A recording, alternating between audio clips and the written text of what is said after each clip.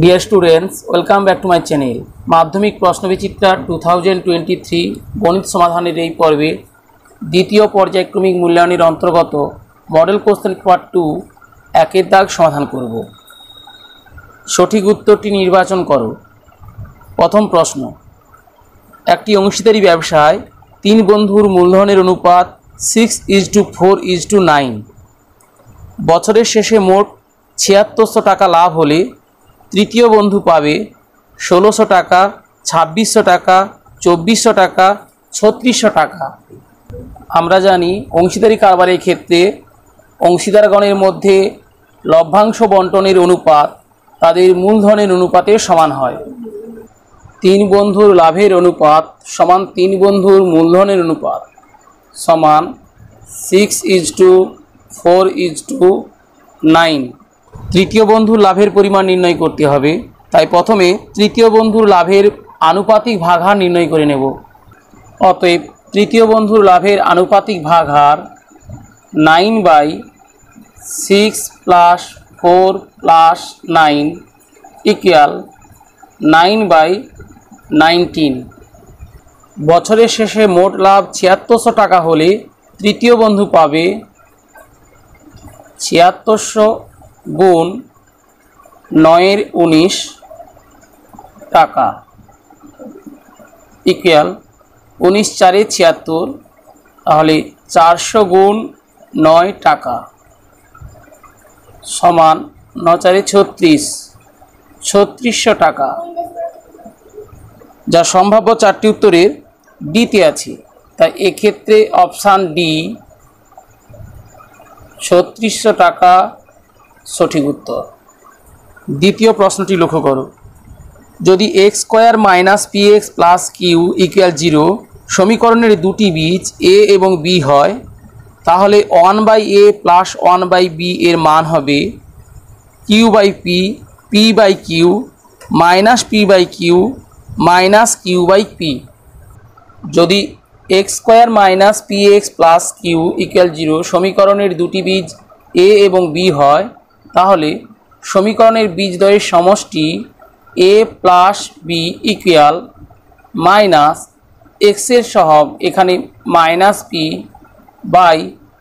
এর সহগ 1 equal p এবং বীজদ্বয়ের গুণফল ab ইকুয়াল ধ্রুবক পদ q/x² এর সহগ 1 ইকুয়াল q।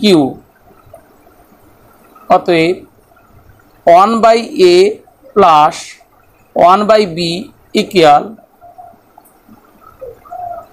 ঘরে আছে ab, এদের লসাগু ab, লবে হবে 1 × b, b + 1 × a, a + b equal, তাহলে a + b equal p/ab equal q। অতএব 1/a + 1/b এর মান হবে p/q, যা সম্ভাব্য চারটি উত্তরের বিতে আছে। তাই এক্ষেত্রে অপশান বি p/q সঠিক উত্তর। তৃতীয় প্রশ্ন লক্ষ্য করো, যদি b - c ≅ bc, c - a ≅ ac এবং a - b ≅ ab হলে এবং ভেদ ধ্রুবকগুলি যথাক্রমে k, l, m হলে k + l + m = 1, k, l, m = 1, k + l + m = 0, k, l + lm + mk = 0। তিনটি ভেদ সম্পর্ক দেওয়া হয়েছে। b - c ≅ bc, c - a ≅ ac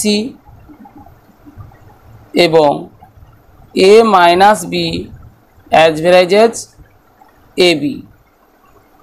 ভেদ ধ্রুবকগুলি যথাক্রমে k, l, m।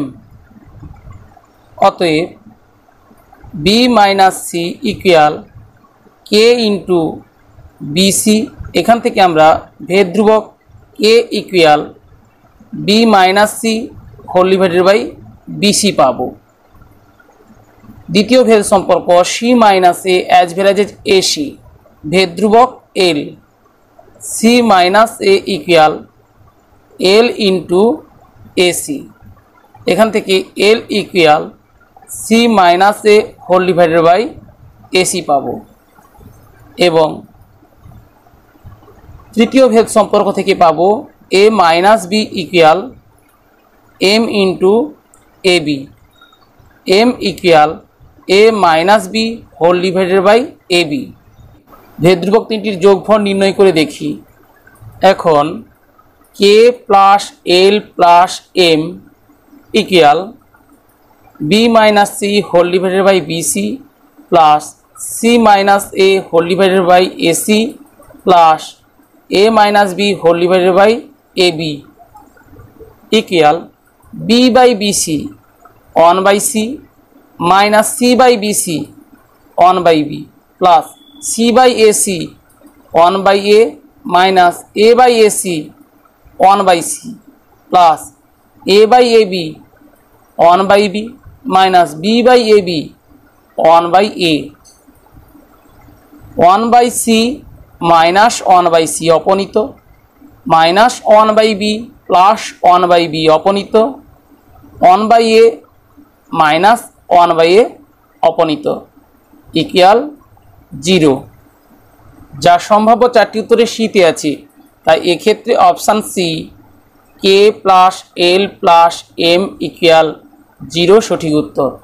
চতুর্থ প্রশ্ন, ত্রিভুজ এবিসি এর বিসি বাহুর সমান্তরাল সরলরেখা এবি এবং এসি বাহুকে যথাক্রমে পি এবং কিউ বিন্দুতে ছেদ করে। AP by AB equal 2/5। যদি এসি ইকুয়াল 28 সেমি হয় তাহলে এ কিউ এর দৈর্ঘ্য হবে 8.6 সেমি, 11.2 সেমি, 20 সেমি, 14 সেমি। ত্রিভুজ এ বি সি এর বিসি বাহুর সমান্তরাল সরলরেখা এবি এবং এসিকে যথাক্রমে পি ও কিউ বিন্দুতে ছেদ করে। আমরা থ্যালাসের উপপাদ্য জানি, যে কোনো ত্রিভুজের কোনো বাহুর সমান্তরাল সরলরেখা অপর দুটি বাহুকে বা তাদের বর্ধিত বাহুকে সমানুপাতে বিভক্ত করে। থ্যালাসের উপপাদ্য থেকে পাই BP by AP equal CQ by A Q.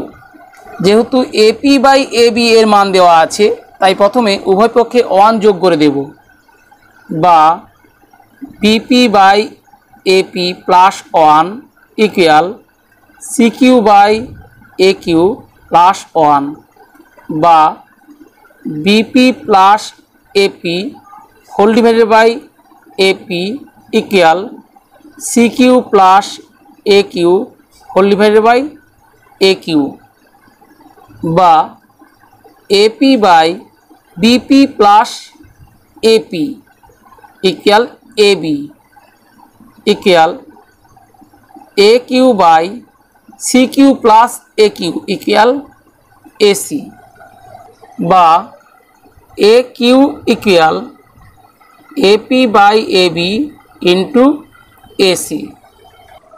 যেহেতু এপি বাই এবি ইকুয়াল 2/5 এবং এসি ইকুয়াল 28 সেমি প্রদত্ত, অতএব এ কিউ ইকুয়াল 2/5 ইন্টু 28 সেমি ইকুয়াল 56/5 সেমি ইকুয়াল 11.2 সেমি,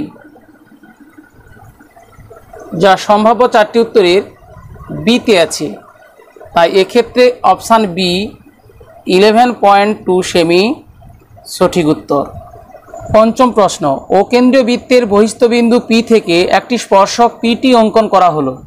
যদি পিটি ইকুয়াল 72 সেমি এবং ওপি ইকুয়াল 78 সেমি হয় তাহলে ওটি এর মান হবে 60 সেমি, 50 সেমি, 40 সেমি, 30 সেমি।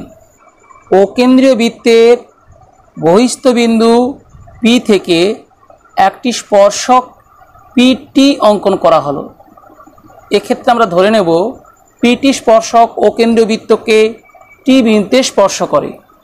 আমরা জানি বৃত্তের কোনো বিন্দু দিয়ে অঙ্কিত স্পর্শক এবং ওই স্পর্শবিন্দুগামী ব্যাসার্ধ পরস্পর লম্ব।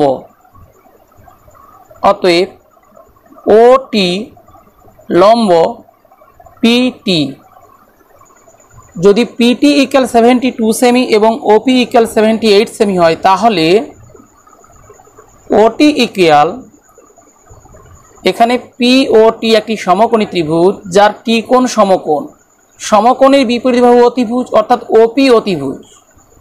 পিওটি সমকোণী ত্রিভুজের সমকোণ সংলগ্ন একটি বাহুর দৈর্ঘ্য 72 সেমি, অতিভুজের দৈর্ঘ্য 78 সেমি।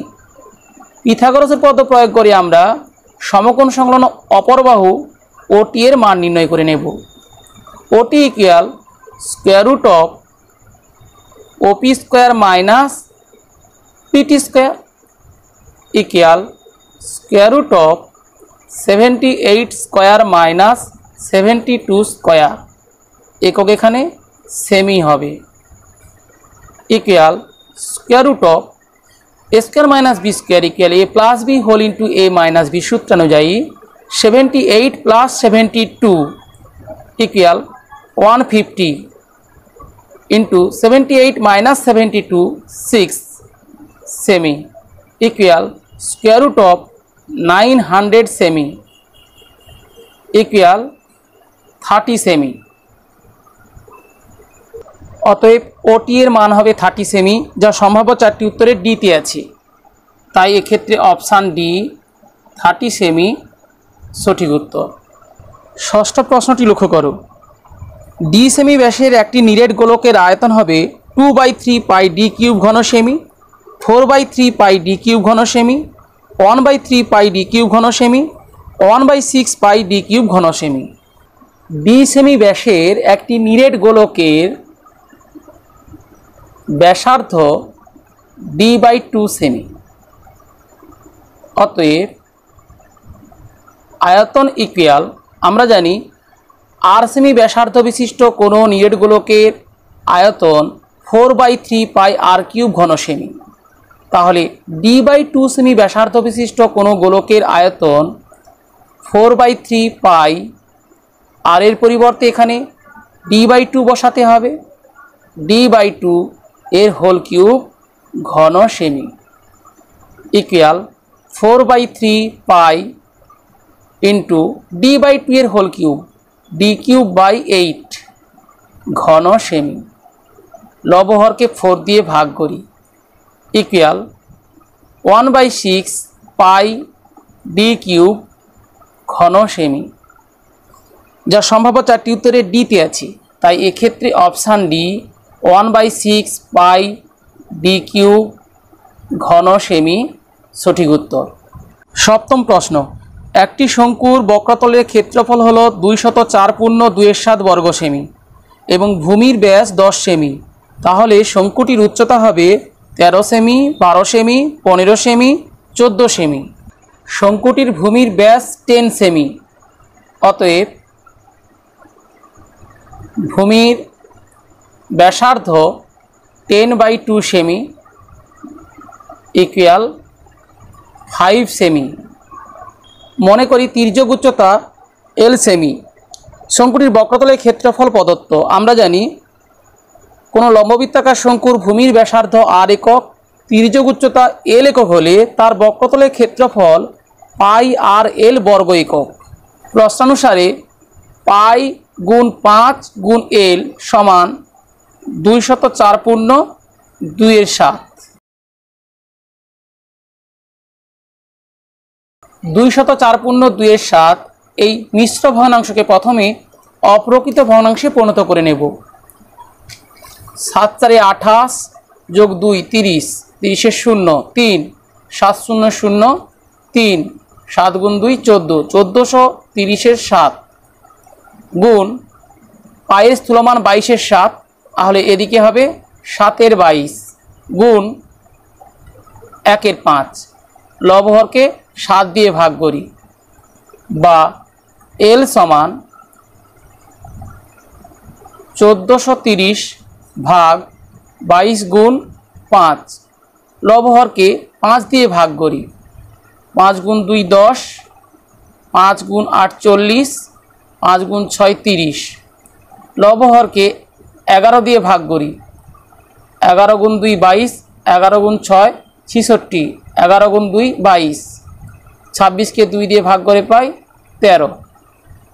অতএব শঙ্কুটির উচ্চতা সমান স্কোয়ার রুট অফ তির্যক উচ্চতা L ইকুয়াল 13, তাহলে 13 স্কোয়ার মাইনাস ভূমির ব্যাসার্ধ R ইকুয়াল 5 স্কোয়ার সেমি equal square root of 169 minus 25 সেমি ইকুয়াল স্কোয়ার রুট অফ 144 সেমি ইকুয়াল 12 সেমি,